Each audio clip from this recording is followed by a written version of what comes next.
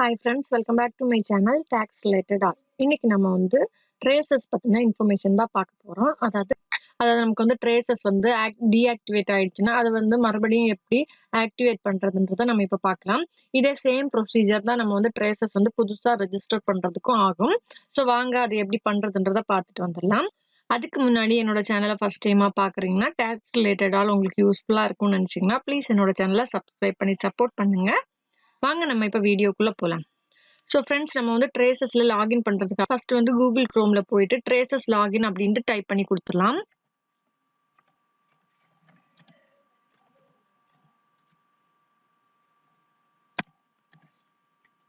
So பாருங்க, traces login அப்படின்ட்டு நம்ம வந்து டைப் பண்ணும்போதே வருது பார்த்தீங்களா, www.tdscpc.gov.in இந்த மாதிரி வருது பார்த்தீங்களா. இதுதான் நம்மளோட ட்ரேசஸோட வெப்சைட். இந்த வெப்சைட்டுக்குள்ள போயிட்டு நம்ம வந்து லாகின் பண்ணிக்கலாம். ஸோ பாருங்க, இந்த வெப்சைட்டுக்குள்ள இந்த மாதிரி தான் இருக்கு ஆப்ஷன்ஸ். இதுல நமக்கு வந்து ஹோம் ஆப்ஷன்ஸ்ல வந்து டிடெக்டர், டாக்ஸ் பேயர் அந்த மாதிரி 2 ஆப்ஷன் கொடுத்துருக்காங்க. நம்ம வந்து எம்ப்ளாயர் சைட்ல இருந்து லாகின் பண்ணும்போது எப்பவுமே நம்ம வந்து டிடெக்டர் சைட்ல தான் ஆப்ஷன்ஸ் இருக்கும். ஸோ அந்த டிடெக்டர்ல நம்ம வந்து யூசர் ஐடி, பாஸ்வேர்டு கொடுத்துட்டு நம்மளோட டேன் நம்பர் கொடுத்துட்டு லாகின் பண்ணிக்கலாம். ஸோ நமக்கு வந்து டேன் நம்பர் கொடுக்கும்போது அதாவது ஸோ நம்ம வந்து ட்ரேசஸ் அக்கௌண்ட் வந்து டீஆக்டிவேட் ஆயிட்டு இருந்தா நமக்கு வந்து டேன் நம்பர் கொடுத்தாலும் ஒர்க் ஆகாது. ஃபர்கெட் யூசர் ஐடி கொடுத்துட்டு ஆக்டிவேட் பண்ணிக்கணும். ஸோ இதில் கேட்டிருக்காங்க பார்த்தீங்களா, register as a new user அப்படின்ற ஆப்ஷன் கேட்டிருக்காங்க பாருங்க. நமக்கு வந்து அது செலக்ட் பண்ணும்போது டிடெக்டர் அப்படின்ற ஆப்ஷன் இருக்கு இல்லையா, அதில் போயிட்டு நம்ம வந்து ட்ரேசஸ் வந்து நம்ம வந்து புதுசாக லாகின் பண்ணுறோம்னா அந்த ட்ரேசஸ்க்கான டீட்டெயில்ஸ் எல்லாம் கொடுத்துட்டு லாகின் பண்ணிக்கலாம். பட் நம்ம இப்போ வந்து எனக்கு வந்து அக்கௌண்ட் வந்து ஆல்ரெடி இருக்கு, டீஆக்டிவேட் ஆகிட்டு இருக்கு. ஸோ அதுக்காக நான் வந்து மறுபடியும் லாகின் பண்ணுறதுக்காக ஃபர்ஸ்ட் ஃபர்கெட் யூசர் ஐடி கொடுக்குறேன். ஃபர்கெட் யூசர் ஐடியில் டிடெக்டர் செலக்ட் பண்ணிக்கலாம். ஸோ செலக்ட் பண்ணும்போது நமக்கு வந்து ஃபர்ஸ்ட் டேன் நம்பர் கேட்டிருக்காங்க. டேன் நம்பர் கொடுத்துக்கலாம்.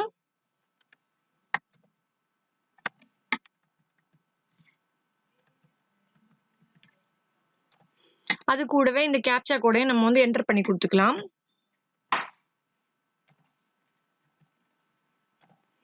கொடுத்துட்டு ப்ரொசீட் கொடுக்கலாம்.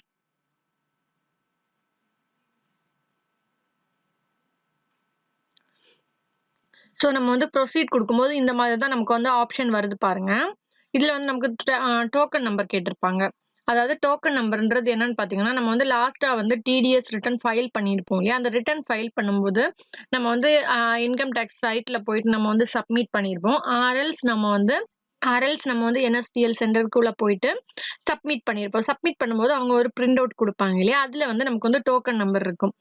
அது வந்து நமக்கு வந்து இன்கம் டேக்ஸ் சைட்ல வந்து ஆர்ஆர்ஆர் நம்பர் அப்படின்ற மாதிரி இருக்கும். ஒரு 15 டிஜிட்ல இருக்கும். அந்த நம்பர் நம்ம இங்க வந்து மென்ஷன் பண்ணிக்கணும்.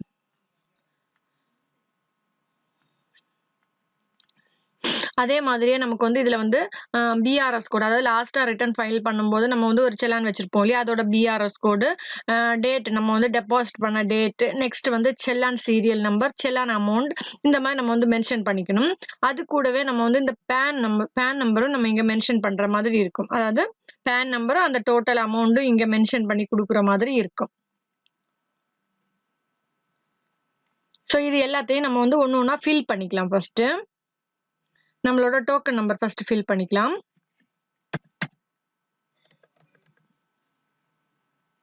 நம்ம டோக்கன் நம்பர் ஃபில் பண்ணிட்டோம். அதே மாதிரியே நம்ம வந்து பிஆர்எஸ் கோட் ஃபில் பண்ணிக்கலாம் ஃபர்ஸ்ட்.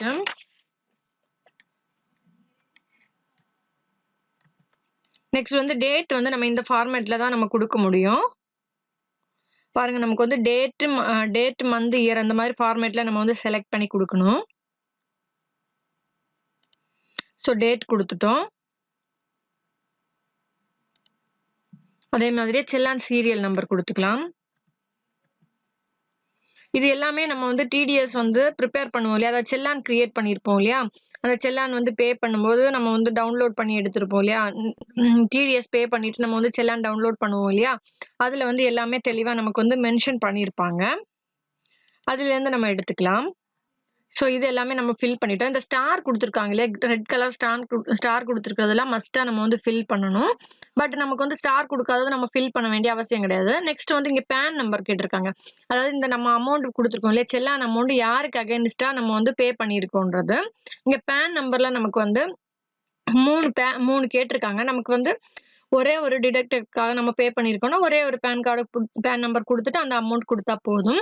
பட் நம்ம வந்து நெறைய பேருக்கு சேர்த்து ஒண்ணா பே பண்ணியிருக்கோம்னா, ஒரு 3 பேரோட பேன் நம்பர் இங்க குடுத்துட்டு நம்ம வந்து ப்ரொசீட் பண்ற மாதிரி இருக்கும்.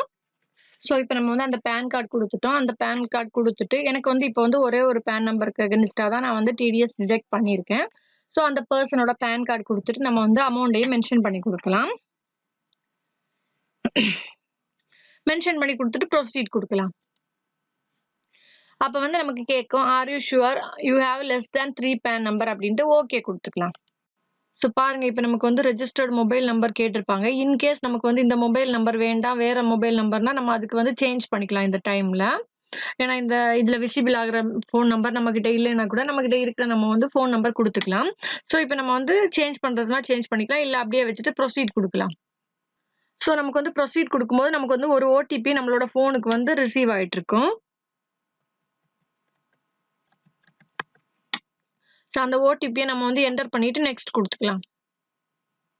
ஸோ இதுல பாருங்க, நமக்கு இப்போ வந்து யூசர் ஐடி இங்க விசிபிள் ஆகும். நம்மளோட யூசர் ஐடி விசிபிள் ஆகும். பிளஸ் நமக்கு வந்து இங்க பாஸ்வேர்ட் நமக்கு வந்து செட் பண்றதுக்கு சொல்லியிருப்பாங்க. சொல்லிட்டு நமக்கு வந்து மெயில் ஐடியுமே நமக்கு வந்து இங்க விசிபிளா இருக்கும். ஸோ இப்ப நமக்கு வந்து புதுசா ரெஜிஸ்டர்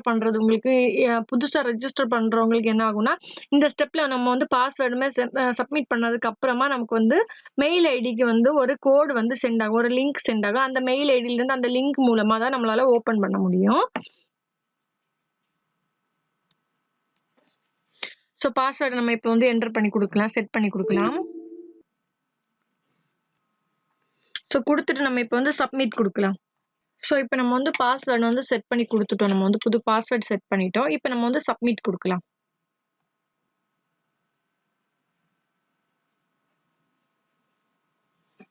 ஸோ பாருங்க, டீடைல்ஸ் சேவ்டு சக்சஸ்ஃபுல்லி. அதுக்கப்புறமா என்ன குடுத்துருக்காங்கன்னு பார்த்தீங்கன்னா, activation link and code have been sent to the email address and mobile number provided by you during registration. அதாவது நமக்கு வந்து ஆக்டிவேஷன் லிங்க் வந்து நம்மளோட இமெயில் அட்ரஸுக்கு சென்ட் பண்ணியிருப்பாங்க. பிளஸ் அதுல ஒரு கோடு வந்து நம்மளோட மொபைல் நம்பருக்கும் சென்ட் பண்ணியிருப்பாங்க. நெக்ஸ்ட் வந்து please click the activation link within 48 hours. அதாவது நம்ம வந்து 48 ஹவர்ஸ்க்குள்ளேயே அந்த லிங்கை கிளிக் பண்ணி ஆக்டிவேட் பண்ணிக்கணும். இல்லைன்னா நமக்கு வந்து மறுபடியும் அது வந்து டீஆக்டிவேட் ஆயிடும். ஸோ அந்த டீஆக்டிவேட் ஆனதை நம்ம வந்து மறுபடியும் எடுக்கிறதுக்கு இதே ப்ரொசீஜரை தான் நம்ம வந்து பண்ண வேண்டியிருக்கும். இதுல வந்து என்னன்னு பாத்தீங்கன்னா, ஃபர்ஸ்ட் கோட் வந்து நமக்கு வந்து மெயில்ல சென்ட் பண்ணியிருப்பாங்க. செகண்ட் கோட் வந்து நமக்கு வந்து எஸ்எம்எஸ்ஸா வந்திருக்கும். ரெண்டையும் நம்ம வந்து சேர்த்து என்டர் பண்ணாதான் நமக்கு வந்து ஆக்டிவேட் பண்ண முடியும். ஸோ பாருங்க, நமக்கு வந்து மெயில்ல வந்து இந்த மாதிரி வந்திருக்கு பாத்தீங்களா? நமக்கு வந்து ஒரு ஆக்டிவேஷன் கோடு வந்திருக்கும். அதே மாதிரி ஸோ பாருங்க, நமக்கு வந்து மெயில்ல இந்த மாதிரி ஒரு ஆக்டிவேஷன் லிங்க் ஒண்ணு வந்திருக்கும். அதே மாதிரி ஆக்டிவேஷன் கோட் ஃபர்ஸ்ட் கோட் வந்து நமக்கு வந்து மெயில்ல வந்திருக்கும். செகண்ட் கோடு நம்மளோட ரெஜிஸ்டர்ட் மொபைல் நம்பருக்கு வந்திருக்கும். ஸோ ஆக்டிவேஷன் கோட் நம்ம வந்து என்டர் பண்ணிக்கணும். அந்த லிங்க்ல நம்ம கிளிக் பண்ணிக்கலாம் ஃபர்ஸ்ட்.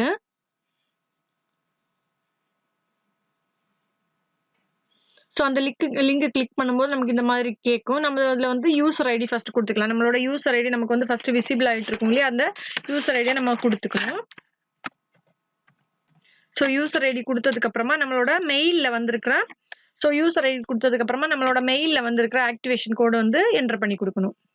ஸோ அதை அப்படியே காப்பி பண்ணிட்டு நம்ம இங்க கொடுத்துக்கலாம். அதே மாதிரியே நம்மளோட போன்ல வந்து ஒரு கோடு வந்திருக்கும். அதே மாதிரியே நம்மளோட போன்ல ஒரு கோடு வந்திருக்கும். அந்த கோடையும் நம்ம இங்க என்டர் பண்ணி கொடுக்கலாம்.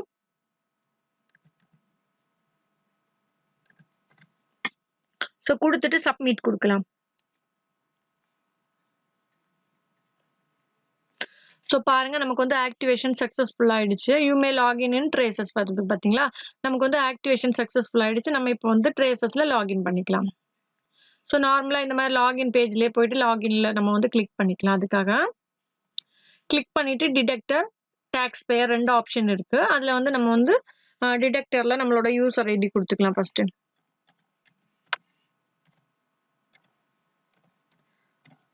அதே மாதிரியே நம்மளோட பாஸ்வேர்டும் நம்ம அடிச்சு கொடுத்துடலாம்.